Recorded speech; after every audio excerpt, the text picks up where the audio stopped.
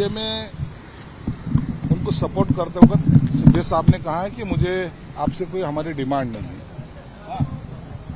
उसके बावजूद भी पीएम साहब ने एक स्वतंत्र प्रभार उनको दिया है मिनिस्टर को, और फ्यूचर में भी और मंत्री पद मिलने वाले हैं।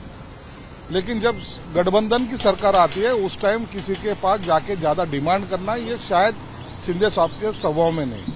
और बारने साहब भी 3 बार सांसद रह चुके हैं, उन्हें ऐसा लग रहा था कि एक कैबिनेट और 2 राज्य मंत्री मिलेंगे तो हमारे जो सांसद है वो उनमें अपने को एडजस्ट कर सकते हैं, और उनकी डिमांड भी कोई गलत नहीं है, लेकिन सही वक्त पे उनको वो उनकी मांग ये पूरी की जाएगी। लेकिन इस तरह का स्टेटमेंट आना कहीं ना कहीं एनडीए में एक तरह से दरार होती दिख रही है, इसे कैसे देखते हैं? दरार नहीं है, आप ही के एक सांसद इस तरह के बयानबाजी कर रहे हैं। दरार वगैरह नहीं है, उन्होंने उनकी राय रखी है। उनको लगता है कि अपने 7 सांसद है तो उसमें से अगर 2-3 अगर मिनिस्ट्री मिलती है तो कोई बुरी बात नहीं, पार्टी के लिए वो अच्छा रहेगा। इस एंगल से उन्होंने बोला है, दरार की कोई बात नहीं है, हमारा पूरा सपोर्ट एनडीए को रहेगा। आज संजय राउत ने भी कहा है कि भटकती आत्मा की बात जो है प्रधानमंत्री कर रहे थे, और अब इस वक्त उनके ही साथ जो आत्माएं हैं वो संतुष्ट नहीं है। उन आत्माओं को कैसे संतुष्ट करेंगे? वो कैसे संतुष्ट होंगे वो हम देखेंगे, लेकिन हमारे बारे में इतनी ज्यादा सहानुभूति दिखाने की कोशिश ये ना करें। अपने पार्टी में जो दरारें हो रही है, जो पार्टी छोड़ के जा रहे हैं, उनकी तरफ अगर उन्होंने ख्याल दिया तो उनके लिए अच्छा है। यानी एनडीए मजबूत है, ऐसा आप मानते हैं? एनडीए एकदम मजबूत है, और ये जो आघाड़ी वगैरह जो है इंडिया आघाड़ी, उसमें दरार जरूर है। कैबिनेट की उम्मीद है, कैबिनेट की उम्मीद है भविष्य में विस्तारासंदर्भात कैबिनेट की उम्मीद है भविष्य कैबिनेट की उम्मीद है अभी भविष्य में? आप कैबिनेट तो मिलेगा, लेकिन थोड़ी उसके लिए इंतजार करना पड़ेगा, कोई बड़ी बात नहीं।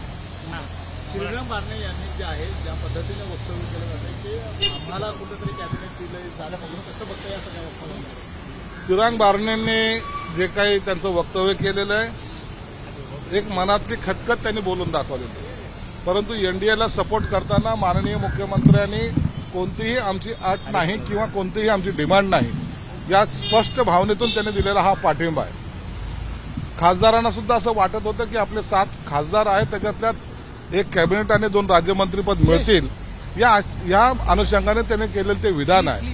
परंतु निश्चित भविष्यामध्ये जेव्हा पुन्हा एकदा एक्सपान्शन होईल त्या टायमाला शिवसेनेला त्याच्यामध्ये आणखीन मंत्रिपद जरूर मिळतील। सर, 12 तारीख शेवटची तारीख आहे विधान परिषदेचे मागे घेण्याचा फॉर्म अजूनही मागे घेत नाही। दोन्हीकडे सर्वीकडेच सेना आणि भाजपा आमने सामने आहे। नाही, त्याच्यात आमच्याकडून मला वाटतं की आम्ही 2 ठिकाणी फॉर्म वापस घेतलेले आहेत, कोकणचा असेल किंवा मुंबईचा असेल। बाकी इतर ठिकाणाचा जो 2 जागेचा तिढा आहे तोही सुटेल। 12 तारखेपर्यंत सर्व पिक्चर क्लिअर होईल। कुठेही आमच्या युतीमध्ये कुठेही संघर्ष होणार नाही। संजय राऊतांनी सांगितलेलं आहे आता निधीवांना युतीमध्ये वाद सुरू आहे। संजय राऊतला आजकाल वाकून पाण्याची सवय थोडी जास्तच लागलेली आहे, म्हणून घर जळतंय त्यांचं आणि दुसऱ्याच्या घरावर पाणी टाकायला चाललेले आहेत। आमच्याकडे काय चाललंय सर्व त्यांना काळजी करायचं काही कारण नाहीये। आमचं सर्व आलबेल आहे आणि आमचे आमदार हक्काने निधी मागून घेऊन त्यांच्या मतदारसंघामध्ये काम करतायत। गेल्या वेळेला जे मुख्यमंत्री होते ते ना निधी देत होते ना भेटत होते, त्याची चिंता आता त्यांनी, आमची चिंता त्यांनी करू नये। तुम्ही केलेल्या चुकाचाच हा परिणाम आहे, म्हणून झालेले कामं जे उशिरा होणार होते ते आता लवकर होते। सर, आता तुम्ही बैठकीला होतात, बैठक महत्वपूर्ण आहे, इथं पाण्याचा आढावा घेणार आहे कसं? आता एक बैठक झाली कृषी विभागाची झालेली आहे, आता बाकी येणारा पावसाळा त्या संदर्भामध्ये असलेली बैठक, या बैठकीला अजितदादा आहेत, अनेक मंत्रीगण आहेत, सर्व सेक्रेटरी आहेत। महत्वाची तुमची बैठक सगळ्या आमदारांची पार पडलेली आहे। पुन्हा एकदा मंत्रिमंडळाच्या विस्तारासंदर्भात काही चर्चा झाली आहे का? कारण की अवघे काही दिवस आहेत ते विधानसभा निवडणुकीसाठी राहिले। सर्व आमदारांची जी बैठक झाली काल मुख्यमंत्र्यांसोबत, त्याच्यामध्ये आमदारांची प्रलंबित असलेले कामाचे, आता आचारसंहितेच्या काळामध्ये जवळपास 1.5 महिना 2 महिन्याचा कालावधी हा आचारसंहितेमध्ये गेला, आणि येणारी विधानसभाची निवडणूक ही 3 महिन्यानंतर लागणारी आचारसंहिता, या अनुषंगानं कामाचा स्पीड वाढला पाहिजे, काम लवकर झालं पाहिजे, यासाठी ती बैठक होती।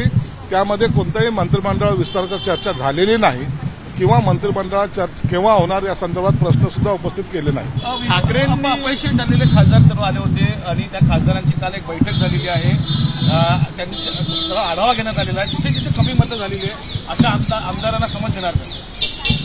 ज्या ठिकाणी काही ठिकाणी ज्या काही मताची टक्केवारी घटलेली आहे त्या ठिकाणी मतं कशी वाढतील याच्यावर चर्चा झालेली आहे. आणि जे खासदार जे पराभूत झालेत त्यांना बोलून सुद्धा त्यांच्यावर एक वेगळी संघटनात्मक जबाबदारी देण्याचं काम काल शिंदेसाहेबांनी केलेलं आहे. यानंतर सुद्धा प्रत्येक आमदाराला जिल्ह्यावाईज आमदारांना बोलून त्यांच्या मतदारसंघामध्ये काय आवश्यक आहे किंवा कुठे आपण कमी पडलो याचा सुद्धा आढावा घेतला जाणार आहे. ज्या पद्धतीने लोकसभेमध्ये आहे ते यश मिळालेलं आहे त्यावर ठाकरेंचं कौतुक आहे चंद्रकांत पाटलांकडून होताना पाहायला मिळते. कसं बघता या कौतुकाकडे? चंद्रकांत पाटलांनी उद्धव ठाकरेंचं जे कौतुक केलेलं आहे मला वाटतं ते त्यांच्या दृष्टिकोन योग्य असेल. पार्टीतल्या लोकांनी असं काम करावं कदाचित त्यांची इच्छा असेल म्हणून पार्टी त्याचा योग्य तो दखल घेतील आणि त्याच पद्धतीने काम करायला सुरुवात करतील अशी अपेक्षा आहे. एबीपी माझा, उघडा डोळे बघा नीट.